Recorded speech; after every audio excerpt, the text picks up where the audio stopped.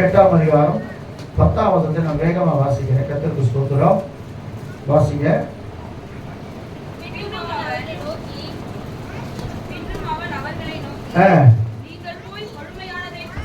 போசித்து ஒன்றுமில்லாதவர்களுக்கு பங்குகளை அனுப்புங்கள். பரிசுத்தமான நாள், விசாரப்பட வேண்டாம். ஆமா, கர்த்தருக்கு ஸ்தோத்திரம். நெகேமியா ஒரு பெரிய ராஜா கிடையாது, ஒரு சாதாரணமான ஆள் தான். ஆனா அலங்கங்களை அவன் கட்டினான்னு சொல்லி வேதத்துல வாசிக்கணும். இடிந்து போன அந்த எருசலேமுடைய அலங்கங்களை கட்டின ஒரு அருமையான தேவனுடைய ஊழியக்காரர். அவர் தான் சொல்றார், விசாரப்பட வேண்டாம், இது கர்த்தருடைய நாள். இந்த பரிசுத்தமான ஓய்வு நாளிலே நம்ம எதை குறித்து விசாரப்படவே கூடாது. தேவ சமூகத்துக்கு வந்துட்டாலே கர்த்தருக்கு ஸ்தோத்திரம். நீங்க நிறைய பேர் ஒருத்தர் 2 பேர் தான் சாட்சி சொன்னீங்க, மற்றவங்களாம் ஜெப குறித்து தான் சொன்னீங்க. சாட்சி கிடையாது. சாட்சி என்ன தெரியுமா? கர்த்தர் இப்படி இருந்தா எனக்கு சக்சஸ்ஃபுல்லா என்ன மாத்தினான், இப்படி வியாதியா இருந்தா கர்த்தர் எனக்கு சுகத்தை கொடுத்தா, அதான் சாட்சி.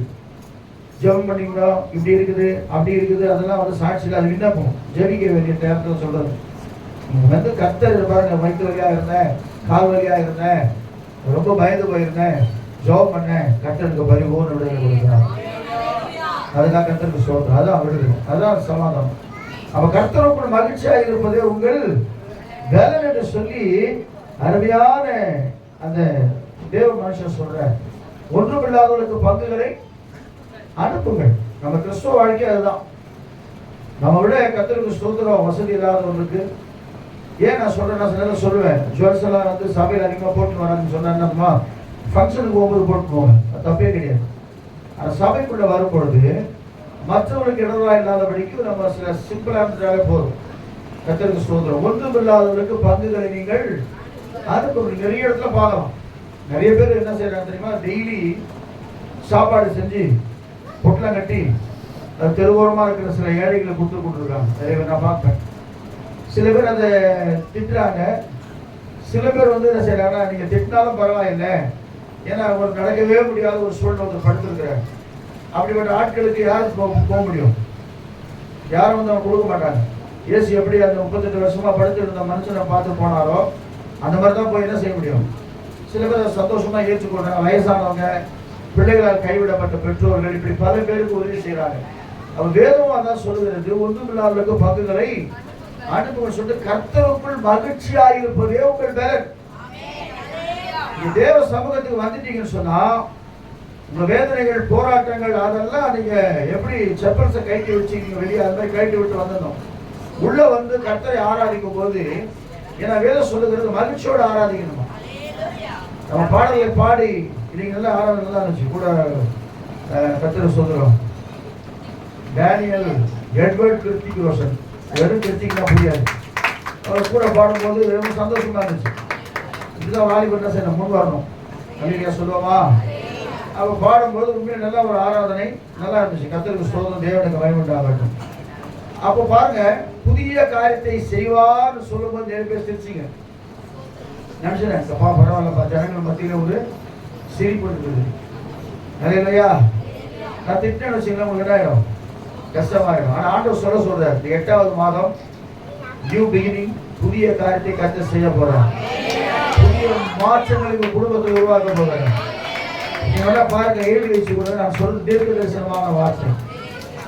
ஏன் மகிழ்ச்சியா இருக்குன்னு சொன்னா, சங்கீத புஸ்தகம் 37ஆம் சங்கீதத்துல 4ஆம் வசனம் இப்படியாய் சொல்லுகிறது, கர்த்தருக்கு ஸ்தோத்திரம்,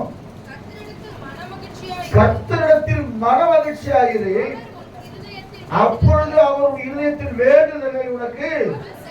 ஆமா, கர்த்தருக்கு எப்ப இருக்கணும்? மன மகிழ்ச்சியா இருக்கணும். வெளியில கூட சரி, நீங்க உண்மையிலே சொல்ற தேவனுக்கு மகிமை உண்டாகட்டும். ஏழையாக இருந்தாலும் சரி, பணமே இருந்தாலும் சரி, கர்த்தர் நடத்துகிறார். கர்த்தர் எனக்கு உதவி செய்கிறார். கர்த்தருக்கு நம்ம விசுவாசமா ஆரம்பிக்க போறோம். நான் என்ன சொல்லி ஆரம்பிச்சிருக்கா, கர்த்தர் என்ன செய்வாரு? பார்த்துக் கொள்வார். அவரால் கூடாத காரியம் ஒன்றுமே இல்லை. நான் சனிக்கிழமை அன்னைக்கு நான் சொல்லும் போது அதான் சொன்னேன், அவர் சொல்ல ஆகும் யாரும் வாக்குத்தத்தை கேட்கவே இல்லை. நிறைய பேர் வந்தீங்க, கர்த்தருக்கு ஸ்தோத்திரம். வந்து நீங்கள் பாக்கியவான்கள். அவர் சொல்ல ஆகும், அவர் கட்டளையிட நிற்கும். அப்ப அவர் சொல்ல ஆக போகுது. உங்களை குறித்து அவர் வைத்திருக்கிற நோக்கங்கள், திட்டங்கள் எல்லாம் வச்சு கர்த்தர் நிறைவேற்ற போறார். அப்ப அவர் சொல்றாரு பாருங்க, சங்கீதக்காரன், கர்த்தரிடத்தில் மன மகிழ்ச்சியாயிரு. ஆமா, ஆண்டோட கொண்டே சரி. நீங்க யோசனை பண்ணி பாருங்க, யோபு போல நமக்கு உபத்திரம் வந்துச்சு இல்ல? யோபு போல நம்ம வாழ்க்கையில உபத்திரம் வரல.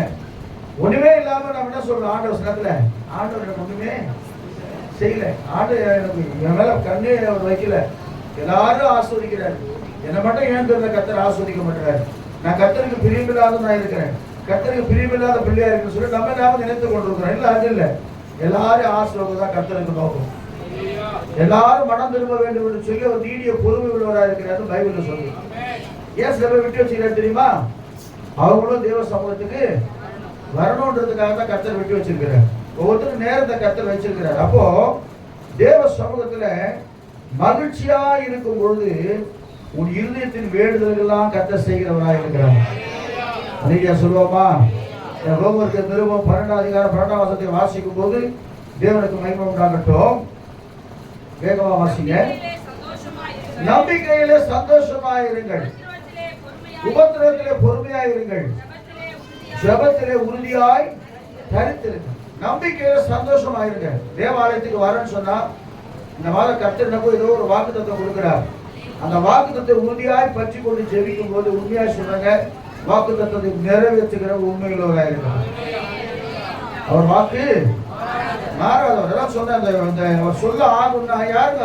அவர் சொல்ல என்னங்க ஏங்க ஆகணும்னா, இந்த வானத்தையும் பூமியும் சிருஷ்டித்தவரே அவர் தான், சகலத்தையும் சிருஷ்டித்தவரே அவர் தான், வேற ஒருத்தர் இல்ல. அல்லேலூயா சொல்லுவோமா?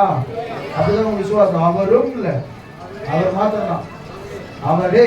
எப்படி சொன்னோம்? ஆமா, உன்னை பாதுகாக்கிறது யாரு? அவரே. யாரு? என் ஆண்டவராகிய இயேசு கிறிஸ்து. வேற சப்போர்ட்லாம் கிடையாது. இயேசப்பாக்கு ஞாபகம் வச்சுங்க. கூட அவர் வருவார், இவர் வருவார், அவர் வருவார், அவர்லாம் கிடையவே கிடையாது. கர்த்தருக்கு ஸ்தோத்திரம். அனாதியாய் என்றென்றைக்கும் ஸ்தோத்தரிக்கப்படத்தக்கவருடைய வாயிலிருந்து வருகிற வார்த்தைகள் உண்மையில்தான் இருக்கிறார். ஆதியாகமத்துல பார்க்கிறோம், சொல்றாரு இல்லையா? ஆதியிலே தேவன் வானத்தையும் எப்படி சிருஷ்டித்தாரு? வார்த்தையினார் சிருஷ்டிக்கப்பட கடவுதுனார். அவ்வளவுதான், வானம் பூமி உண்டாயிடுச்சு. வெளிச்சம் உண்டாக கடவுதுனார், வெளிச்சம் உண்டாயிடுச்சு. ஜலத்திலிருந்து சமுத்திரத்திலிருந்து தரை வெவ்வேறாய் பிரிக்க கடவுதுனார், பிரிஞ்சு போச்சு. கர்த்தருக்கு ஸ்தோத்திரம். ஜலமானது திரளான பறவைகளை பிறப்பிக்க கடவுதுனாரு, பிறப்பிச்சாச்சு. நம்மளை மட்டும்தான் மண்ணில் இருந்து எடுத்து வருவாங்க. ஆனா விசேஷித்தவர்கள் இல்லையா சொல்லுவோமா? அதெல்லாம் வார்த்தையாலே உருவாக்கினவர். அவர் தான் சொல்றார், அவர் தான் கட்டளையிடுறார். நான் திரும்ப சொல்றேன், உன் குடும்பத்துல பயங்கரமான போராட்டம் இருக்கலாம், பிரச்சனை இருக்கலாம். என வேதம் சொல்லுகிறது, அவர் தான் கூட இருந்தார் படகுல. யாரு கூட? சீசர் கூட படகுல இருக்கிறார். படகு என்ன ஆகுது? தத்தளிக்குது. பயங்கரமான அலைகள் கொந்தளிக்கிற ஒரு வேளையில எல்லாரும் சொல்றாங்க, என்ன வருது? ஐயரே, நாங்கள் மடித்து போகிறோமே, உமக்கு கவலை இல்லையா? அவர் நல்லா அழகாக தூங்கிக்கிறார். Very good. காற்று பலமாய் இருக்கிறதை கண்டு பயந்து. நல்லா கவனிக்க. ஒருவேளை ஒரு குடும்பத்துல பலமான காற்று வீசலாம். மெலிசா வீசினா பேர் என்ன? டெண்டர். அப்புறம் 4-5 விதமான காத்து இருக்கு தெரியுமா உங்களுக்கு? தெற்குல இருந்து வந்தா டெண்டர், வடக்குல இருந்து வந்தா வடகாற்று, வாடை காற்று. அல்லையா சொல்லுங்க. கிழக்கு வந்தா சொல்லுங்க, கீழ் காற்று, மேல் காற்று, ஒண்டல் காற்றுன்னு வாங்க. அப்ப என்னன்னா தென்றல் எப்படி வரும்? தெற்குல வந்து தென்றல் ரொம்ப ஃபாஸ்டா வராது, சாப்பிட்டா நமக்கு ஆஹா. அதான் சொல்லுவாங்க, பார்க்க உட்காந்து லைட்டா அந்த காற்று வீசுது, ஆஹா அப்படின்ற தென்றல். அதே நேரத்தில் புயல் காற்று வந்து என்ன பண்ணும்? ஓடி ஒழிஞ்சுக்கும். புயல் காற்று வரும்போது ஒண்ணுமே பண்ண முடியாது. ஐயோ நம்ம எதுனா அடிச்சுட்டு போயிடுவோம். அந்த மாதிரி தான் பயங்கரமான காற்று சமுத்திரத்துல வருது. எல்லாரும் மீனவர்கள் தான்.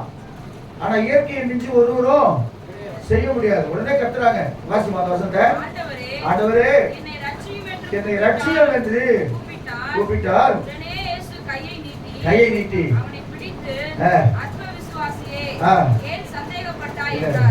நான் சொல்றேன், இறையாதே அமைதலாயிரு. ஒரே வார்த்தை சொல்லிட்டேன், இறையாதே. அவர் நீட்டார், இறையாதே. அப்படியே சைலண்ட் ஆகி போச்சு. அப்படிதான் இன்னைக்கு உங்க குடும்பத்துல ஒரு வார்த்தையை சொல்ல போறேன்.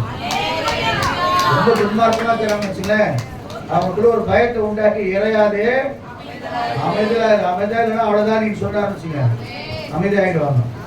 வெளியில சொல்லுவோமா? ஏன்னா அவர் தான் சொல்ல ஆகும். கட்டட கடல் கூட நமக்கு எப்படி இருக்குமா? கடலுக்கு கீழே இருக்கிறவா மேல இருக்கணும். நம்ம கடலுக்கு கீழே இருக்கணும். நம்ம கடல் இப்படி இருக்கு, நமக்கு இம்மட்டும் மிஞ்சி வராதே கட்டில போட்டுருக்காரு. இல்லைன்னா எப்ப முழுகிட்டு இருக்கணும், நம்ம எப்ப குளத்தூர்லாம் காரி. ஆனா அவனுக்கு கட்டளை கொடுத்தது வரவே. நான் பார்ப்பேன் இந்த மெட்ராஸ் பிரசிடென்சி காலேஜ் மேல இருந்து பார்ப்பேன். மெத மேல இருந்து பார்த்தா கூட இப்படிதான் இருக்கு கடல். அப்பா எவ்வளவு ஹைட்ல கடல் இருக்குது. நினைச்சா ஒரு நிமிஷத்துல ஆண்டவர் அப்படியே முடிஞ்சிச்சா முடிஞ்சு போச்சு கதை. ஆனா ஆண்டவர் அப்படிப்பட்ட ஆண்டவர் தான் இன்னைக்கு வாழ்க்கையில சொல்றாரு, இறையாதே அமைதலான்னு சொல்ல போறாரு. நம்ம வாழ்க்கையில் என்ன உண்டாக போகுது? கட்டிலிட நிற்கும். அதற்கு அவர், அற்ப விசுவாசிகளே ஏன் பயப்படுகிறீர்கள் என்று சொல்லி எழுந்து காற்றையும் கடலையும் அதட்டினார். அதட்டினார் சும்மா சொல்லிப்பாரு. அதட்டினா எப்படி? அதிகாரத்தோடு. விசுவாச கூட என்ன செய்யணும்? தயவுசெய்து போயிட்டு டிஃபன் வாங்கி தர முடியும். 4 இட்லி பொங்கலுக்கு நான் சொல்லுவாங்க. அப்படியே சொல்றேன், இறையாத ஏய் போ இயேசு நாமத்தினால. கட்டளை கொடுக்குற மாதிரி நம்மளே வச்சுக்கிறேன் கட்டை. வெளியே சொல்லுவோமா? கரெக்டாக 2-3 நாள் ஒரு மைண்ட்ல ஓடினுச்சு ஒரு ஜபக்காரி. நீங்க வந்து உட்காந்துருந்தேன். உட்காந்து உண்மையிலே சொல்றேன், சாட்சி கத்திர சாட்சியா குறிப்பிட்டு சொல்றேன். அது வரைக்கும் நான் அதிகாரத்தை பயன்படுத்துறேன். ஒரே ஒரு வார்த்தை சொன்னேன், அந்த நிமிஷமே அந்த சிஸ்டமே மாறி போச்சு கொஞ்ச நேரத்துல. அப்பதான் யோசனை பண்ணேன், கர்த்தர் நமக்கு அதிகாரத்தை கொடுத்திருக்கும் போது நாம ஏன் கவலைப்படணும்? கர்த்தரத்துல மனமகிழ்ச்சியா இரு. உன் இருதயத்தை மாற்றி மாற்றி சொல்லணும். 37 நாள் வாசிங்க.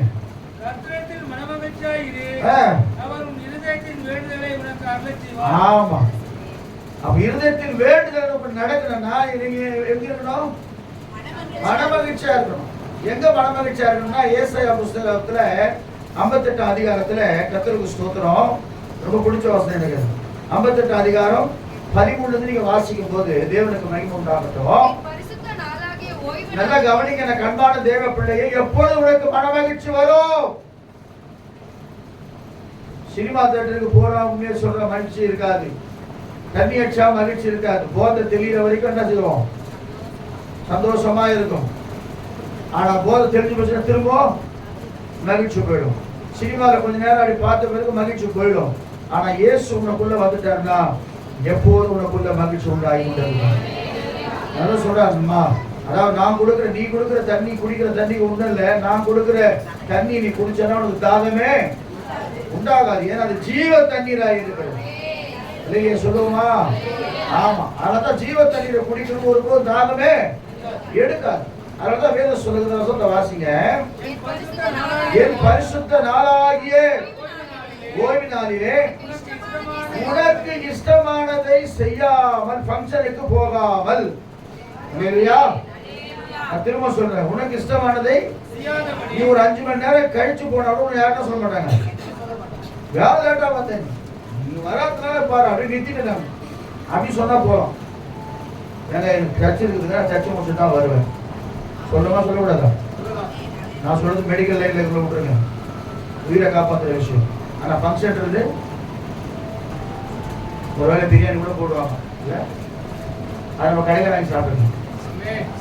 அப்படி என்ன பண்ணுவோம்? 4 இட்லி ஒரு வடை கொடுப்பாங்க, இல்லை ஒரு பொங்கல் கொடுப்பாங்க. அது நமக்கு மயக்கம் வர வந்துடும், மாத்திரை துப்பலாம். அப்ப இப்படிப்பட்ட ஒரு சூழ்நிலையில ஆண்டவர் நம்ம ஒருபோது வெட்டி கொடுக்கக்கூடாது. அப்பதான் மகிழ்ச்சி நம்ம குடும்பத்தில் இருக்க மாட்டேங்குது. கர்த்தரை கனம் பண்ணுற பிள்ளைகளை கர்த்தரை என்ன சிநேகிக்கிறேன் நான் நினைக்கிறேன் அதிகாலத்தில் தேர்ந்தவன் அப்படி சொன்ன ஆண்டவர் சொல்றாரு. வாசிங்க. பரிசுத்த ஓய்வு நாளிலே உனக்கு இஷ்டமானதை செய்யாமல் உன் காலை விலக்கி உன் வழிகளின்படி நடவாமல் உனக்கு இஷ்டமானதை செய்யாமல் உன் சொந்த பேச்சை பேசாமல் இருந்து ஓய்வு நாள் எப்படி நினைக்கிறோம்? மனமகிழ்ச்சி நாள். எப்போது தேவ சமூகத்தில் நான் வருவேன். சங்கீதக்காரன் சொல்றான், எப்போது நான் தேவ சமூகத்தில் வந்து நான் நிற்பேன், எப்பொழுது ஆண்டவர் நான் தரிசிப்பேன், எப்போது கர்த்தர் என்னோடு பேசுவார், அந்த வாஞ்சை நமக்குள்ள இருக்கிறதா. 1000 நாளை பார்க்கிற ஒரு பிரகாரத்திலே செல்லும் ஒரு நாள் நல்லது. ஆகாமிய கூடாரங்களில் வாசமாயிருப்பதை பார்க்கிறோம். ஞாயிற்றுக்கிழமை நமக்கென்று உருவாக்கப்பட்ட ஒரு நாள். நீங்க சொல்லுவோமா? இதெல்லாம் ஞாபக புஸ்தகத்தில் கர்த்தர் எழுதுவார். ஸ்தோத்திரம். ஜீவ புஸ்தகம் ஒன்று இருக்குது, ஞாபக புஸ்தகம் இருக்குது. என்னென்ன செஞ்சுமோ அந்த ராஜாக்கள் காலத்தில் பார்க்கலாம். திடீர்னு எடுத்து படிக்கிறார் இரவுல. ராஜா, ஓ முதல்ல இப்படி பண்ணியிருக்கிறானா, என்னை காப்பாற்றிருக்கிறானா, அப்ப அவனை கனம் பண்ணணும். இல்லையா சொல்லுவோமா? அதுதான் ஞாபக புஸ்தகம். அப்ப ஆண்டவர் ஒவ்வொரு காரியத்தையும் ஆண்டவர் எழுதி வைத்திருப்பார். நம்ம கனம் பண்றாங்களா, இல்ல உலகத்தை கனம் பண்றாங்களா, இல்ல சொந்த பந்தங்களை கனம் பண்றாங்களா? கர்த்தருடைய பரிசுத்த நாமத்திற்கு மகிமை உண்டாகட்டும். ஆண்டவர் சொல்றார். வாசிங்க அந்த வசனத்தை திரும்ப வாசிக்கும் போது, மகிமையுள்ள நாள் என்றும் சொல்லி மகிமையாய் எண்ணுவாயானார். அப்பொழுது கர்த்தரில் மனமகிழ்ச்சியாய் இருப்பாய். பூமி உயர்ந்த இடங்களில் ஏறி இருக்க பண்ணி சுதந்திரத்தினாலே உன்னை போஷிப்பேன். சொல்லுவோமா? ஏன் நமக்கு இல்ல மகிழ்ச்சி எங்க இருக்குது? கர்த்தருடைய சமூகத்துல. எங்க இருந்தாலும் சரி, வீட்டுல இருந்தா கூட சரி, கர்த்தருடைய சமூகத்துல உட்கார்ந்து. ஏன்னா ஆண்டவர் சொல்றாரு, கர்த்தருக்கு ஸ்தோத்திரம், கர்த்தருக்குள் மகிழ்ச்சியா இருப்பது உங்கள். அப்ப என்ன சொல்றாரு? மகிழ்ச்சியான எப்படி? கர்த்தரிடத்திலே மனமகிழ்ச்சியாய். உலகத்துல எப்படி இருக்கிறது தெரியல, தேவனிடத்திலே மனமகிழ்ச்சியா இருந்து அவரை கர்த்தரை ஆராதிக்கும் போது நீ என்னென்ன நினைத்துக் கொண்டிருக்கிறியோ இந்த மாசம் அது நடக்க போகுது. இதயத்தில் வேண்டுதலாம் செய்ய போற. ஆராதனை காட்டிக் கொண்டிருக்கிற ஆளுகிட்ட சொல்றாரு, உன் வேண்டுதல் என்ன? எஸ்தர் ஆயிரத்தை கேட்கிற ராஜா, உன் வேண்டுதல் என்னவோ அது செய்யப்படும். ராஜ்யத்தில் பாதி கூட உனக்கு தரேன்றார் ஆண்டவர். எனக்கு அன்பான தேவ பிள்ளை, இந்த காலை வேளையில தேவ சமூகத்துல மனமகிழ்ச்சியா இருந்து சொல்லி ஆண்டவர் சொல்றாரு. இரண்டாவதாக ஒரு வசனம் இருக்குது. கர்த்தருக்கு ஸ்தோத்திரம். இல்ல அதே பிலிப்பியர் 4 அதிகாரம் 4வது, கர்த்தருக்குள் எப்பொழுதும் சந்தோஷமா இருங்கள், சந்தோஷமா இருங்கள் என்று மறுபடியும் சொல்றேன். ஏன் சொல்றாரு திரும்ப? அப்போ சொல்றாரு, அது எழுதும்போது எங்க எழுதுறாரு? வீட்டுல உட்காந்து இருக்கிறாரா, இல்ல பார்க்க உட்காந்து எழுதிக்கிறாரா? ஜெயில உட்காந்து எழுதிக்கிறாரு. எங்க? ஜெயில சிறைச்சாலை மகிழ்ச்சியா இருக்குமா? இப்ப இருக்கும். இப்ப A class, 1 class, 2nd class, 3rd class எல்லாம் இருக்குது. உள்ளவே எல்லாம் கிடைக்குது. காசு கொடுத்தா சாப்பாடு முதல் கொண்டு எல்லாமே கிடைக்குது, எல்லாமே இருக்குது. இப்போ வசதி அரசியல்வாதிகளாம் போறோம்னு வச்சுங்களேன், அவங்களுக்கெல்லாம் நல்ல ஏசி வசதியோடு கூட இருக்குது. ஆனா அப்போஸ்தலனாகிய பவுல் வாழ்ந்த நாட்கள் அப்படி கிடையாது. தனிமையான சிறையில போட்டுருவாங்க, யாரையும் பார்க்க முடியாத செய்வார். தான் அப்போஸ்தலனாகிய யோவான் எழுதுறார், பத்மோஸ் தீவில் அவர் என்ன செஞ்சுட்டாங்க? தனியா விடப்பட்டார். தனியா விடப்பட்ட உடனே எல்லாரும் அதான் அங்க போய் விட்டுட்டாங்கன்னா அவன் தான் திரும்பி வரவே முடியாது. அப்படியே அங்கேயே செத்து போக வேண்டியதுதான். அப்படிப்பட்டதான ஒரு காரியம். பவுல் சுவிசேஷத்தை பயங்கரமா பிரசங்கிக்கிறார் சொல்லி அவர் தனிமையில ஜெயில போடும்போது அப்போ சொல்றாரு, கர்த்தருக்குள் எப்போது சந்தோஷமா இருங்கள், சந்தோஷமா இருங்கள் என்று மறுபடியும் சொல்றாங்க. நெருக்கத்தின் நேரத்திலும் கண்ணீரின் பாதையிலும், நெருக்கத்தின் நேரத்திலும் கண்ணீரின் பாதையிலும் நம்மை காக்கின்ற தேவன் நம்மோடு இருப்பதால் சந்தோஷமா இருக்க. நம்மை காக்கின்ற தேவன் சந்தோஷமா இருக்க, சந்தோஷமா இருக்க. ஆமென், ஆமென்.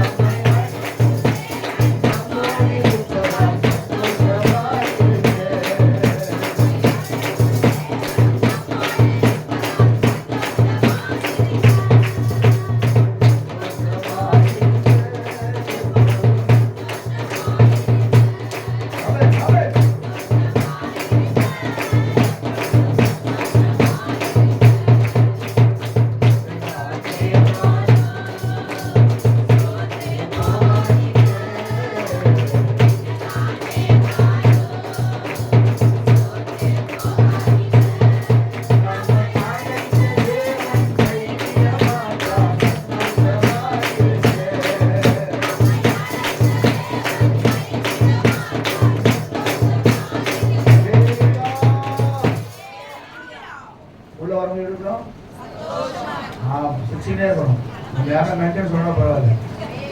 எப்படி இருக்கீங்க? அப்படியே அவங்க கரைஞ்சிடுவாங்க. அல்லேலூயா. பிரதர் எப்படி இருக்கீங்க? அப்படி ஒருத்தர் விட்ட உடனே ஒரு பிரதர் கேட்குறாங்க தெரியும், எல்லாம் அந்த எஸ்கேப் ஆகிடும். பிரதர் நீங்கள் அவ்வளோ ஐக்கியம், ஒருத்தர் கட் பண்ணிட்டாங்க. நல்லா இருக்கீங்களா? வரைக்கும் கிறிஸ்துவுக்குள்ள சந்தோஷமா இருக்கு. அப்பதான் ஆண்டவர் மகிழ்ச்சி, நான் கிறிஸ்துவுக்குள்ள ஒரு மகிழ்ச்சியை கற்றுக் கொடுக்குறேன். அப்போ எங்கெல்லாம் மகிழ்ச்சி வரும்னா, யாருக்கெல்லாம் மகிழ்ச்சி உண்டாங்கன்னா, நான் சொல்லிட்டேன் இல்லையா, பரிசுத்த ஓய்வு நாளை மன மகிழ்ச்சி நாள் என்று எண்ணும் போது மன மகிழ்ச்சி வரும். இரண்டாவது வசனம் வந்து 1 நாளாகமத்தின் ஆபகுக்கு புஸ்தகம், ஆபகுக்கு புஸ்தகத்துல 3ஆம் அதிகாரம் 17, 18, 19 வாசிக்கும் போது, வேகமா வாசிங்க. நான் கர்த்தருக்குள் மனமகிழ்ச்சியாக இருப்பேன், என் ரட்சிப்பின் தேவனுக்குள்ளே. ஆமாங்க, ரட்சிப்பு என்பது விலையேறப்பட்டதுங்க. அப்படி சொன்னா ஒரு சாட்சி. ஊழியத்துக்கு போறோம், எவ்வளோ விளைவு வருது, போராட்டம் வரும். அல்லேலூயா. அப்போஸ்தலனாகிய பவுலை குறித்து சொல்றாரு, ஒரு காலம் அவருக்கு ஒரு மாதிரி நடப்பாராம், கண்ணில் தண்ணி வந்து கொண்டே இருக்குமா, பயங்கரமான போராட்டம். ஆனா சொல்ற, கிறிஸ்து எனக்கு ஜீவன், சாவு எனக்கு ஆதாயம் சொல்ற. ஏன்னா அந்த ஊழியத்திற்காக ஒரு அழைக்கப்பட்டபடினால அதை குறிச்சு ஒரு மேன்மையா இல்லை சொல்றாரு. என்னை கொட்டும் சாத்தானுடைய தூதன் மக்களா இருக்கிறது, சாத்தான கொட்டி கொண்டே இருக்கிறான் ஒவ்வொரு நாளும். உடனே நான் ஆண்டவர்கிட்ட போய் கேட்டேன், ஆண்டவரே ஏன் எனக்கு இந்த போராட்டம் நீங்க சொல்லுவோமா? அப்ப ஆண்டவர் சொல்ற, என் கிருபை உனக்கு பலவீனத்திலே என் பலன் போடுறாங்க. எப்போ உன்னை தூக்குறது யாரு? உன்னை தூக்கி சுமக்கிறது யாரு? நான் தான்ப்பா சுமந்து கொண்டிருக்கேன். ஒரு நாள் வரும், கர்த்தர் பெரிய விடுதலை கொடுக்குறேன். நீங்க சொல்லுவோமா? அந்த வசனத்தை வாசிக்கும் போது சொல்லப்பட்டிருக்குது, நான் கர்த்தருக்குள் மகிழ்ச்சியா இருப்பேன், என் ரட்சிப்பின் தேவனுக்குள் களி கூறுவேன். ஆண்டவராகிய கர்த்தர் என் பலன், என் மான் கால்களை போல உயரமான ஸ்தலங்களில் என்னை நடக்க பண்ணுவார். நீங்க சொல்லுவோமா? அடுத்த வசனம், அத்திமரம் துளிர்விடாமல் போனாலும் உண்டாகாமல் போனாலும் அச்சு போனாலும்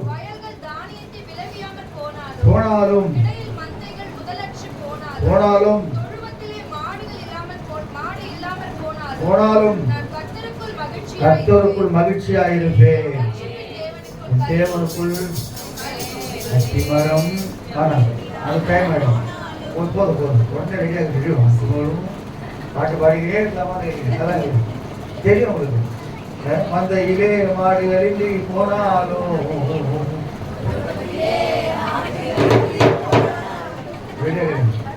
டைம் ஆயிடும். கர்த்தருக்கு சொல்லுவோமா? அது எது நடந்தாலும் நான் கர்த்தருக்குள்ளே மகிழ்ச்சியா இருப்பேன், தேவனுக்குள் நான் களி கூறுவேன். என அழைப்பு அப்படி. ஏசாயா 60:1-2-5 வரைக்கும் வாசிக்கும் போது, எழும்பி பிரகாசி, ஒளி வந்தது, கர்த்தருடைய மகிமை உன்மேல். ஆமா, சோர்ந்து போய் கவலைப்படாத, தேவ சமூகத்துக்கு வரும்போது உன்னை எழும்பி பிரகாசிக்க பண்ணுகிற தேவனாய் இருக்கிறார். எழும்பி பிரகாசி, உன் ஒளி வந்தது. உனக்குள்ள ஒரு ஒளியை கர்த்தர் வச்சிருக்கிறார். அந்த வெளியே கொண்ட உடனே இருள் இருக்கிற சொல்லுமா? இன்னும் பயம் என்ற இருள் உள்ள இருக்குது, பாவம் என்ற இருள் உள்ள இருக்குது, சாபம் என்ற இருள் இருக்குது. இப்படி பல இருளை உள்ள வச்சுக்கின்னு நீ இருக்கும் போது கர்த்தர் நீங்க சொல்றாரு, இந்த கண்பான தேவ பிள்ளையே, எழுதி பிரகாசி, உன் ஒளி வந்தது, கர்த்தருடைய மகிமை உன்னே உதித்தது. இதோ இருள் பூமியையும் காரிருள் ஜனங்களையும் மூடும், ஆனாலும் உன்மேல் கர்த்தர் உதிப்பார். அவர் மகிமை உன்மேல் காணப்படும். வாசிமா, உன் வெளிச்சத்திலிருந்து ஜாதிகளும்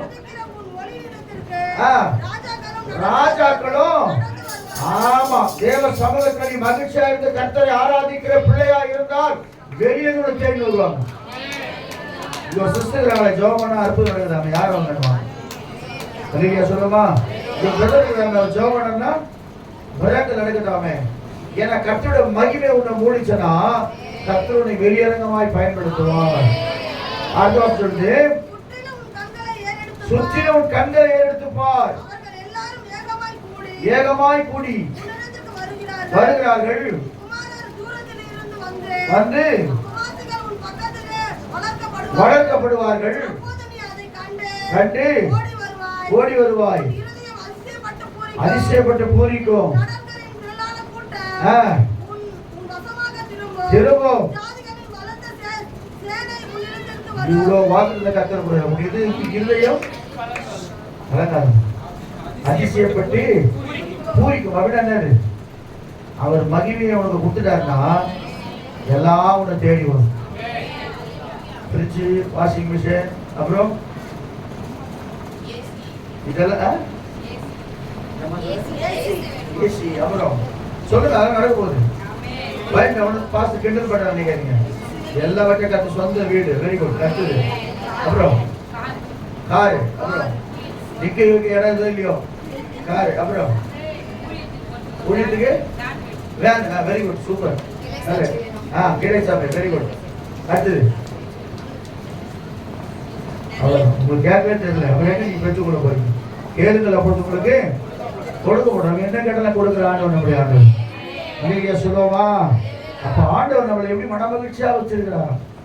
பூமியே காரில் கொண்டனால யோசிப்பேன் அடிக்கடிக்கு. நம்மளே பலவிதமான பாண்டோம். கொரோனாவில் எவ்வளோ பெரிய பலசாலிகள் செத்து போயிட்டாங்கல்ல. நம்மளை கர்த்தர் கிருபையா பாதுகாத்தார்.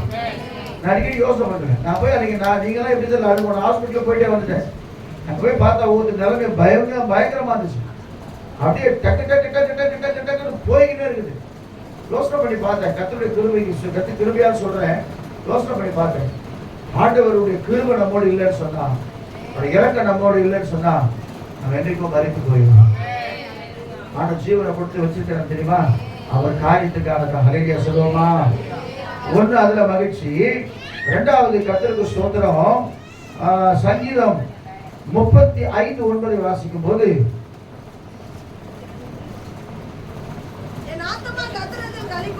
என் ஆத்துமா கர்த்தரிலே களி கூர்ந்து அவர் ரட்சிப்பிலே மகிழ்ந்திருக்கும். ரட்சிப்பிலே மகிழ்ச்சி. நான் அடிக்கடி சொல்ற காரியம், உலகத்திலேயே விளையாடப்பட்டது ஒரு மனுஷன் ரட்சிக்கப்படுவதுதான். நீங்க சொல்லுவோமா.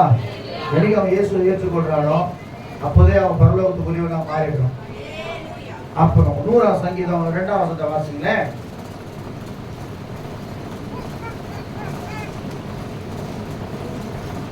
சங்கீதம் 102.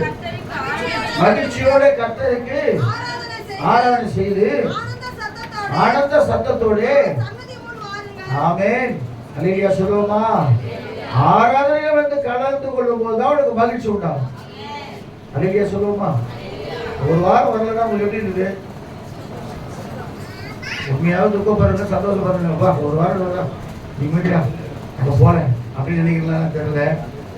ஆராதனையில கலந்து கொள்ளும் போதுதான் பரிசுத்த ஆவியானவர் நமக்கு ஒரு மகிழ்ச்சியை கொண்டு வருகிறவரா இருக்கிறார். எல்லாரும் ஆராதிக்கும் போது அவங்க ஃபயர் உங்களுக்குள்ள வந்துடும். உண்மையாவே ஒரு அபிஷேகம் பெற்ற தேவ பிள்ளை அந்த இடத்துல உங்க பக்கத்துல உட்கார்ந்து ஆராய்ச்சி கொண்டிருக்காங்கன்னா அந்த மகிழ்ச்சி உங்களுக்குள்ள வந்துடும். நான் இதை உணர்ந்தேன். ஒரு 2-3 தடவை உணர்ந்துருக்கேன் இந்த மகிழ்ச்சியை. ரொம்ப வருஷத்துக்கு அப்புறம் ஒரு 3 முறை நான் உணர்ந்தேன். ஒன்று ஏசப்பாவை முகத்தை பார்க்கும்போது ஒரு மகிழ்ச்சி உண்டாச்சு. 2வது அபிஷேகத்துல நிரம்பி ஒரு நாள் ஜெபம் பண்ணி கொண்டிருக்கிற அப்போ ஒரு மகிழ்ச்சி. 3வது பரிசுத்த ஆவியினுடைய அபிஷேகத்தை பெற்றுக்கொள்ளும் பொழுது வந்த மகிழ்ச்சி. அதுக்கப்புறம் இன்னும் எனக்கு வரவே இல்லை. அது ஒரு நிறைவான ஒரு மகிழ்ச்சி. அல்லேலூயா. அபிஷேகத்தை பெற்று கர்த்தருக்கு ஸ்தோத்திரம். அந்நிய பாஷை பேசுனேன். எங்கேயோ இருந்து லாஸ்ட்ல உட்கார்ந்துருந்த நானு அந்த நடத்துகிற ஊழியக்காரர் முன்னாடி வந்து உட்கார்ந்துருக்கேன். எப்படி வந்தேன்னு தெரியல. அவ்வளவு தூரம் எப்படி இவ்வளவு பேரை கடந்து வந்தேன்னு தெரியல எனக்கு. கர்த்தருக்கு ஸ்தோத்திரம். ஆவியானவர் அப்படியே கொண்டு வந்து அப்பதான் யோசனை பண்ண. அன்னைக்குதான் முதல்ல அபிஷேகத்தை பெற்றுக்கொண்டு அந்நிய பாஷையோட கர்த்தர் நிரப்பினான். இல்லைங்க சொல்லுவா. இன்னொரு ஜெபாவில இருக்கும்போது ஒரு தடவை கேட்டேன். தெரியாதவங்க கேட்டேன். ஆரம்பத்துல புதுசுப்போ நம்ம ஒன்றும் தெரியாது. ஆண்டவர் எல்லாம் கூட பார்த்தான்றாங்க. என்கிட்ட என்ன உங்களை நான் பார்க்கலையே என்ன சரி எப்படா கேட்டுக்கிறீங்களா?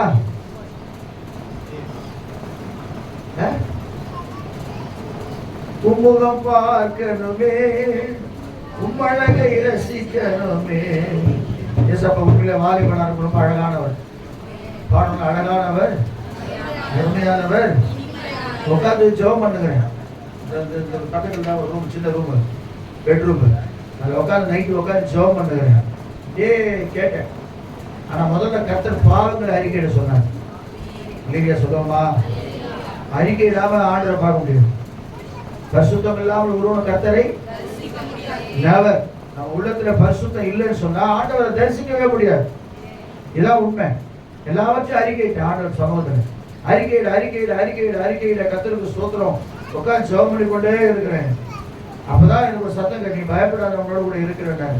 இந்த கண்ணை திறந்து பார்க்கவே இல்லை, கண்ணை மூடிக்கொண்டிருக்கிறேன். ஒரு செகண்ட் தான் அந்த கல்வாரி, அந்த சிலுவை ஆயப்பட்ட அந்த தலையை பார்த்தேன். அவ்வளவுதான்.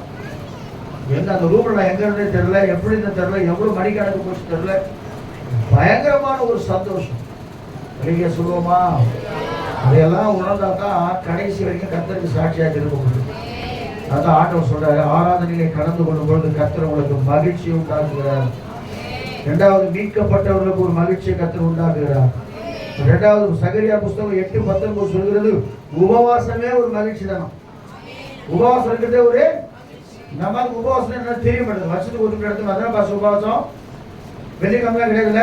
வருஷத்துக்கு ஒரு 6 to 6. அப்போ கூட 6ல இருந்து உட்காராது, கேப்ல வந்து உட்காந்து முடியும் போது 3 மணிக்கு 4 மணிக்கு உட்காரலாம். ஒரு சிலர் தான் உண்மையாவே காலையில் 6 சாயந்தரம் 6 இருந்து தண்ணி கூட குடிக்காம இருந்திருக்காங்க நிறைய பேர். நான் விசுவாசிக்கிறேன். நிறைய சொல்லுவோமா? சகரியாவை சொல்ற பாருங்க, நாலெல்லாம் மாதத்தின் உபவாசமும் 5ஆம் மாதத்தில் உபவாசமும் உபவாசமும் உபவாசமும் ஹல்லேலூயா சந்தோஷமாகவும் ஆமென். உபவாசித்து ஜெபிக்கிற தேவ பிள்ளையா இருந்தா ஒரு பிசாசு கிட்ட வர முடியாது. நன்றாக உபவாசித்து ஜெபிக்கிற தேவ பிள்ளையா இருந்தா, நான் உண்மையிலே சொல்ற, சபையில நீங்க ஒரு வேளை வர முடியாத ஒரு சூழ்நிலை இருந்தா கூட அன்றைக்கு ஒரு நாள், ஏதாவது வாரத்துல ஒரு நாள் கர்த்தருக்கு சொன்ன செய்ய உபவாசித்து தேவ சமூகத்துல வீட்டு வேலை செய்து இருக்கிற ஒரு பக்கம் உபவாசித்து ஜெபம் பண்ணி பாருங்களேன். கர்த்தர் உங்கள் காரியங்களை வாய்க்க செய்கிறவராக இருக்கிறார். சத்துருக்களை மேற்கொள்ள அதிகாரம் கொடுக்கிறவராக இருக்கிறார். அப்ப ஆண்டவர் முதல்ல சொல்லிட்டாரு, கர்த்தருக்கு ஸ்தோத்திரம், மன மகிழ்ச்சியா இரு, உன் இருதயங்களை வேண்டுதல்களை அருள் செய்வார். இரண்டாவது, அதே 37ஆம் சங்கீதம் 5ஆம் வசனம் சொல்லுகிறது. வேகமா வாசிங்க. நம்ம சின்ன ஒரு 5 நிமிஷம். உன் வழியை கர்த்தருக்கு ஒப்புவித்து அவர் மேல் நம்பிக்கையாயிரு, அவரே காரியத்தை வாய்க்க செய்வார். உன் காரியம் யாரெல்லாம் வாய்க்கலன்னு சொல்ல மாட்டேன், கையில வைத்துப்பாங்க. சில பேர் பயப்படாது. தேவ சமூகத்தை தைரியமா கை தூக்கணும். பயந்துனா கர்த்தர் எனக்கு தெரியலன்னா கர்த்தர் தெரியும். தெரியுமா தெரியாதா? அந்த வசனம் சொல்றது வாசிங்க. உன் வழியை கர்த்தருக்கு ஒப்புவித்து அவர் மேல் நம்பிக்கையாயிரு, அவரே காரியத்தை வாய்க்க பண்ணுவார். ஒரு காரியமும் நடக்கல பாஸ்டர், ஒரு காரியமும் நடக்கல, சக்சஸ்ஃபுல்லா இல்ல அப்படின்னு சொல்லி கொண்டிருக்கிற தேவ பிள்ளையே, உன் வழியை கர்த்தருக்கு நீ ஒப்புவிக்க வேண்டும் என்று சொல்லி கர்த்தர் சொல்றார். நீங்க சொல்லுவோமா?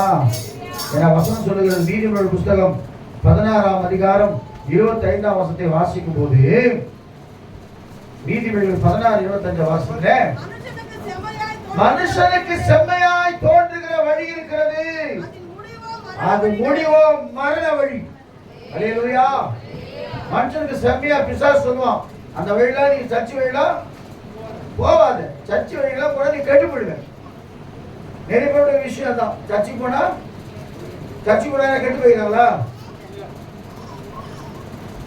யாரும் சாட்சி சொல்ல முடியுமா? சர்ச்சைக்கு போனேன், நான் கெட்டு போயிட்டேங்க, எனக்கு தம் அடிக்க வச்சுட்டாங்க, தண்ணி அடிக்க வச்சுட்டாங்க, மாஸ்டர் டெய்லி அந்த வழிச்சாக்கு கூட்டு போறாரு, 2 கோட்டு வாய்க்கு கொடுக்குறாரு. யாராவது சொல்ல முடியுமா? சொல்லுங்க. இல்ல ஒரு பாக்கெட் டெய்லி ஒரு பாக்கெட் சீரட் வாங்கி கொடுக்குறாரு, 2 பேரும் ஜாலியாக தம் அடிச்சு வரலாம்னு சொல்றாரு. அதையா சொல்லி கொடுத்தாங்க சர்ச்சில்? உண்மையா இருக்கணும், பரிசுத்தமா இருக்கணும், நேர்மையா இருக்கணும், மாம்சத்தின் கிரியெல்லாம் வெளியரங்கமா இருக்குது. இதெல்லாம் இல்லாம இருந்து கர்த்தருடைய வழியை நீ கை கொள்ளியனா அப்பொழுது பூமியை சுதந்திரிப்பதற்கு உன்னை கர்த்தர் உயர்த்துவார். கர்த்தருடைய வழி எப்படிப்பட்டது? பரிசுத்தமான வழி. அதான் சொல்ற, உன் வழியை கர்த்தருக்கு ஒப்புவித்து அவர் மேல் மாத்திரம் நம்பிக்கை. ஏசப்பா எனக்கு தெரியாது, இந்த காரியத்தை நீ தான் வாய்க்க செய்யணும். அப்படி எப்ப சொல்லிருக்கணுமா? நம்ம போற வழி சரியில்லைன்னு சொன்னா உண்மையிலே சொல்றா அது சக்சஸ் ஆகாது. ஏன்னா இன்னொரு வசனம் வாசிங்க, நீதிமொழிகள் புஸ்தகத்துல 3 அதிகாரம் 5, 6 வாசிங்கள. நீதிமொழிகள் 3, 5, 6 வாசிக்கும் போது, உன் சுய புத்தியின் மேல் சாயாமல் உன் முழு இருதயத்தோடும் கர்த்தரிடத்தில் நம்பிக்கையா இருந்து உன் வழிகளெல்லாம் அவர் நினைச்சுக்க. ஆமென். அல்லேலூயா சொல்லுவோமா? என் சுய பலத்தால் ஓடி பார்த்த ஓட முடியல, படைக்க முடியல. என் சுய பலத்தால் ஓடி பார்த்த ஓட முடியல, என் பணபலத்தால் படைக்க பார்த்த படைக்க முடியல, என் சொல் பலத்தால் சாதிக்க பார்த்த ஒன்றும் முடியல, என் வாய் பலத்தால் வாழ பார்த்த வாழ முடியல, என் சொல் பலத்தால் சாதிக்க பார்த்த ஒன்றும் முடியல, என் வாய் பலத்தால் வாழ பார்த்த வாழ முடியல. சொல்லுங்க, நடக்க முடியல. ஆமென்.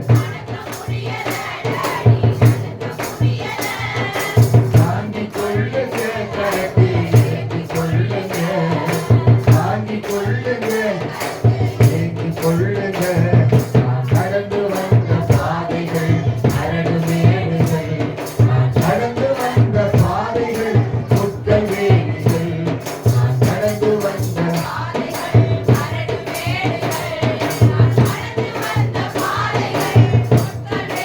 அல்லேலூயா. அவர் வேதம் தான் உனக்கு பாதைக்கு வெளிச்சமா இருக்கு. வேற வழிக்கு போகாத வழிக்கு நீ பாதுகாக்கப்பட்ட வேதத்தை முழுசா வாசி. சர்ச்சுக்கு ஒழுங்கா வா, நல்ல ஜெபம் பண்ணு, நல்ல உபவாசி ஜெபம் பண்ண. உபவாசி ஜெபிக்கிற பிள்ளைகள் மேல ஒரு வல்லம் இருக்கு தெரியுமா உங்களுக்கு? எல்லாரும் உபவாசம் இருக்க முடியாது. நானா சேலஞ்ச் பண்ணியா கூட ஒரு வாரத்துக்கு உபவாசம் நம்ம கைத்து கொண்ட பிள்ளையை கத்தரா சொல்லிருக்காங்க. அல்லேலூயா சொல்லுவோமா? Very good. கண்டுபிடித்து வருது முடியாது. உபவாசம் கர்த்தருக்கு ஸ்தோத்திரம். 7 மணிக்கு போன வாரத்துல 7 மணிக்கு இருந்து ஒண்ணுமே சாப்பிடல. மறுநாள் உபவாசம் இருந்து 2 மணிக்கு தான் சாப்பிட்டேன். கிட்டத்தட்ட 20-25 மணி நேரம் உபவாசம் இருக்கும்படியா கர்த்தர் உதவி செஞ்சார். அல்லேலூயா சொல்லுவோமா? அதனால எனக்கு அன்பான தேவ பிள்ளையே, முதலாவது கர்த்தர் சொல்றாரு, மன மகிழ்ச்சியா இரு உன் இருதயத்தின். இரண்டாவது நம்பிக்கையா இரு, அவரே காரியங்களை வாய்க்கப்படுவார்.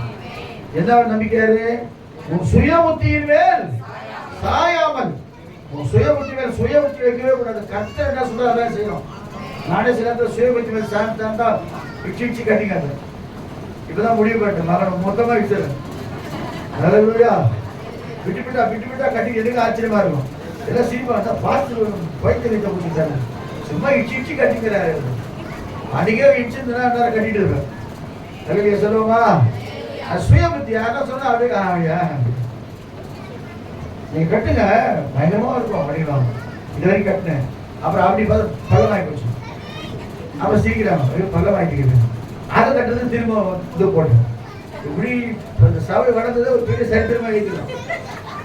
சபை சரித்திரத்தில் எழுதிடும். அல்லேலூயா சொல்லுவோமா? விட்டு அப்படி எழுதி அவர்கிட்ட உள்ள டவுன் வச்சுக்கிறேன். இன்னும் ஒரு தூக்கத்தான ஒருத்தர், இன்னும் கொஞ்சம் இறக்கத்தான ஒருத்தர், இப்படி பல அல்லேலூயா சொல்லுவோமா? ஆலோசனை யார்கிட்ட கேட்கணும்? ஆமா, ஆலோசனை கர்த்தர் அவர்தான். ஒரு காரியம் செய்து முன்னாடி, ஏசப்பா நான் செய்யலாமா, நீங்க சொன்னாதான் நான் செய்வேன். அதுக்கே 25 வருஷம் காத்திருந்தேன். அல்லேலூயா. நிறைய பேர் சொன்னாங்க 3 கோடி கட்டுவாய் இருட்ட கட்டுறேன். ஆனா எது கர்த்தர் பேசணும், திட்டம் தெளிவா கர்த்தர் பேசணும். நானே கட்டு நிர்மூலமானதை கட்டுகிறவர், விழுந்து போன தாவீது கூடாரத்தை திரும்ப எழுப்பிட்டு கட்டுகிறவர், நானே கட்டுகிறவர். அந்த குடும்பத்தை அவர் தான் கட்டுகிறார், நம்முடைய சபையை அவர் தான் கட்டுகிறார். அல்லேலூயா சொல்லுவோமா? கடைசியா ஒண்ணே ஒன்று சொல்லி முடிச்சுடுறேன். மனமகிழ்ச்சியாயிரு, நம்பிக்கையாயிரு, உன் இதயத்தின் வேண்டுதல்களை அருள் செய்வா. அல்லேலூயா சொல்லுவோமா? ஏன்னா கர்த்தருக்கு ஸ்தோத்திரம். நீ செய்வதெல்லாம் வாய்க்கும். ஒன்று தெரியல. சங்கீத புத்தகம் நடவாமல், துன்மார்க்கருடைய ஆலோசனைப்படி நடவாமல், பாவிகளுடைய வழியிலே எல்லாமல், பரியாசக்கார உட்காரத்துல உட்காராதீங்க, இல்ல கெட்டு விட்டுருவாங்க. ரட்சிக்கப்பட்ட பிள்ளைகளா இருந்தா யாரும் விடப்படக்கூடாது. சீட்டி சண்டை வெளிப்பாங்க. சண்டை போடலான்னு நம்ம என்ன பேச வேண்டி வரும். கட்சி நம்ம அபிஷேகம் போயிடும். கட்சி நம்மளும் அது மாதிரி ஆயிடும். ஆனா உட்காராமல் கர்த்தருடைய வேதத்திலே பிரியமாயிருந்து நம்ம அதை படிக்கும்போது தூக்கம் வருது. என்ன தெரியல பாஸ்டர், பைபிள் படிக்கும் போது தான் தூக்க மாதிரி இருக்கு. அல்லேலூயா சொல்லுமா? இருந்து இரவு பகலும் தியானமாய் இருக்கிற மனுஷன் பாக்கியவான்.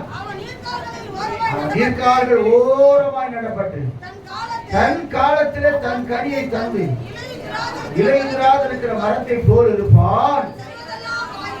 செய்யறதெல்லாம் வாய்க்கும். என்ன சொல்லுவாங்க? எது தொட்டாலும்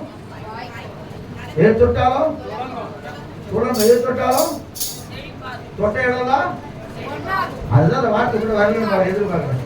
தொட்டா பொண்ணாயிடும். ஒரு ராஜா நான் எது தொட்டாலும் பொண்ணாகணும்ட்டான். சோற போய் தொட்டா பொண்ணாகி போயிட்டான். அவங்க பொண்ணை போய் தொட்டா பொண்ணாயிட்டாங்க. எல்லாமே பொண்ணாகி போச்சு. கட்சியில போய் வேண்டாங்க, சாப்பாடு பொண்ணாயிடுச்சு. அப்ப நான் எப்படி சாப்பிடுறது? ஆனா ஆண்டவர் சொல்ற பாருங்க, நீ செய்வதெல்லாம் வாய்க்கும். கடைசியா ஒண்ணே ஒன்று சொல்லிட்டுமா? 5 நிமிஷம். கர்த்தருக்கு காத்திரு. 37 34 வாசிங்க. சங்கீதம் 37 34.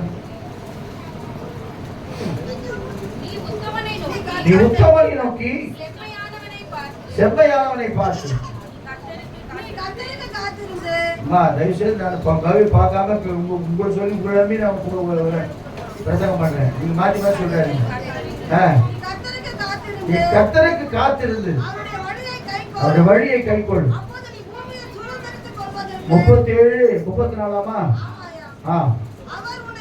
அவர் உன்னை உயர்த்துவார், துன்மார்க்கர் அறுப்புண்டு போவதை காண்பாய். போதும். கர்த்தருக்கு ஸ்தோத்திரம். கர்த்தருக்கு காத்திருக்கிறவர்களோ ஆமா. சங்கீதம் 40:1-2 வாசிக்கும் போது நீங்க வந்துருங்க. யாருக்கு காத்துக்கிறீங்க? இல்ல, அவருக்கு போன் பண்றேன்னு சொன்னாரு. நான் அவருக்காக காத்துக்கிறேன். அவரு சொல்றாரு. அவருக்கெல்லாம் காத்துருக்காரு. ஏசப்பா காத்து போய் உட்காந்து சைலண்டா கம்பெனி கதவை முடிக்கிற. ஏசப்பா உமக்காக நான் காத்திருக்கிறேன், என்னோடு பேசுகிற தேவா.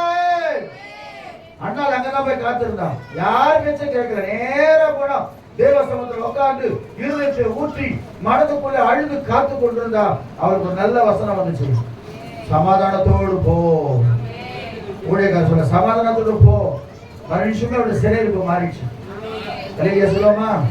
நம்ம எங்கெல்லாமோ பஸ் ஸ்டாண்ட்ல காத்திருப்போம், ரேஷன் கடையில காத்திருப்போம், அங்க காத்திருப்போம், இங்க காத்திருப்போம். ஆனா தேவ சமூகத்துல நம்மால குட்டி போட முடியல பாஸ்டர். நான் சாட்சியா சொல்றேன். குட்டியே தேடி போச்சு. நாங்க நல்லா நடந்தாங்க. இப்போ பாஸ்ட் முட்டி ஸ்டீல் இருக்குதானே. விசுவாசம் உடைய ரட்சிப்பு. கர்த்தர் மேல விசுவாசம் வச்சு ரட்சிப்பேன். அடுத்த வாசிங்க. காத்திருந்தேன், கேட்டார். போதும். வாசிப்போம். தூக்கி எடுத்து கண்களில் மேல் நிறுத்தி. ஆமென், ஆமென்.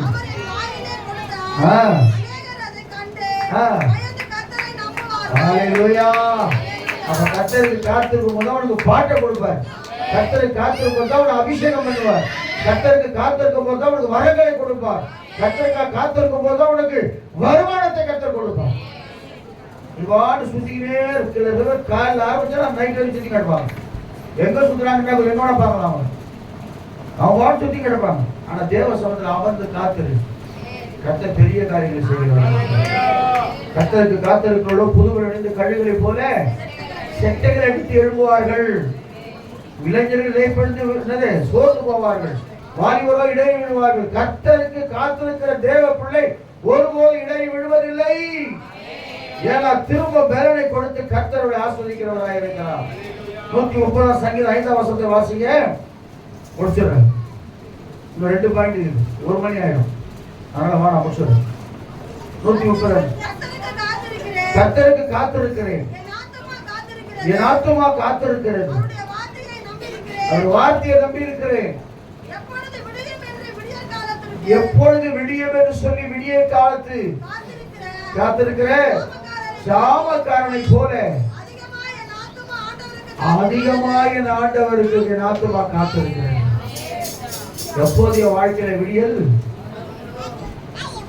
யாரும் கொடுக்க முடியாது, இயேசுநாதர் தான் கொடுக்க முடியும். விடிய சொல்லுவோமா? ஆமா, யாருமே நமக்கு விடியல் தர முடியாது. விடியல் கொடுக்கிறவர் இயேசு கிறிஸ்து மாத்திரம் தான். நீ அவருக்கு காத்துனீங்கன்னா உன் வாழ்க்கை வெளிச்சமாய் மாறும். ஏன்னா கர்த்தருக்கு காத்திருக்கிறவர்கள் புது பலனை தருவார். போதும், அல்லேலூயா சொல்லுவோமா? நம்ம அப்படியே கண்களை மூடி தேவ சமத்துல அமர்ந்து நான் காத்திருக்க போகிறேன். முதல்ல சொன்ன நம்பிக்கை ஆயிரு, அப்புறம் மன மகிழ்ச்சி ஆயிரு, நம்பிக்கை ஆயிரு, அப்புறம்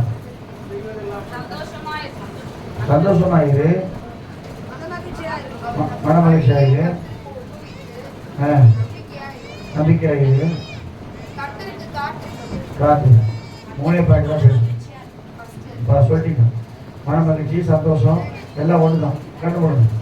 அல்லேலூயா. தேவ சமூகத்தில் ஆண்டவரே, இந்த காலை வேளையில உங்க சமூகத்தில் வந்திருக்கிறப்பா, கர்த்தருக்குள் மகிழ்ச்சியாக இருப்பதை ஒரு விரல் சொல்லி எங்களோடு பேசியிருக்கிறேன். இன்றைக்கே எங்கள் துக்கம் எல்லாம் சந்தோஷமாய் மாறட்டும். என்னோட வாழ்க்கையில் இருக்கிற போராட்டங்கள் மாறட்டும். 8வது வாரத்துல உங்களோட சமூகத்தில் காத்திருக்கிற பிள்ளைகளாய் எங்களை மாற்றுபடிக்காய் நாங்கள் ஜெபிக்கிறோம். ஹல்லேலூயா, ஹல்லேலூயா, ஹல்லேலூயா. ஆஸ்வதிக்கப்பட்டதான இந்த வேளைக்கு நம்ம எல்லாம் கர்த்தரை ஸ்தோத்திரம் பண்ணுவோமா? நம்முடைய பிதாவாகிய தேவனை ஸ்தோத்திரம் பண்ணுவோமா? குமாரனாகிய இயேசுவை ஸ்தோத்திரம் பண்ணுவோமா? எலியாஸ் ஜெபம் பண்ண பிறகு ஒரு பாடலை வசனம் பாடும்போது கர்த்தருக்கு காரியம் வசமை திறந்து